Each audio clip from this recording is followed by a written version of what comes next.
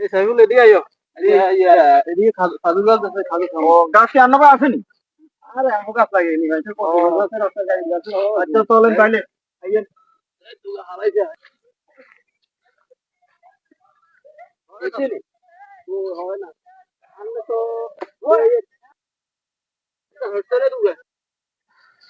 সালাম আলাইকুম। ওয়ালাইকুম আসসালাম। কি ভাই আর কি করতেছেন? এই তো ভাই ভালো আছেন ভাইয়া? মানে খাজুর পাচ্ছেন মনে হয় না? খাজুর নিলাম কিছু। গাছ কি আপনাদের নাকি?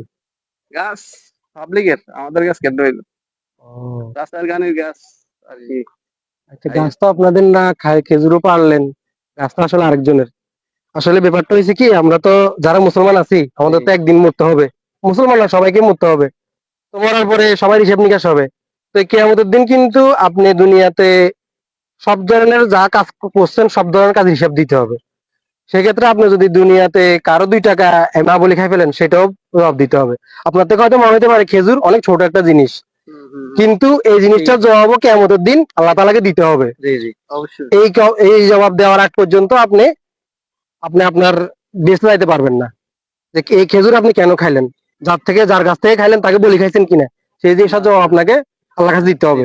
এই জন্য এই খেজুর খান বা যাই করেন, খাইবেন না এগুলো, অন্য জিনিসগুলো খাইবেন না, একটু টাকা খরচ করে খাইবেন। নিজের গাছ লাগা খাইবেন দরকার হয়। আর যদি অন্য জিনিস খাইতেই হয় তাহলে তার থেকে অনুমতি নিয়ে খাবেন। ঠিক আছে।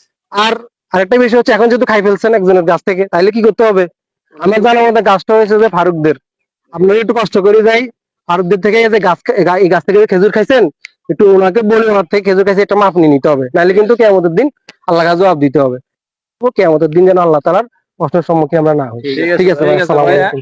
ঠিক আছে।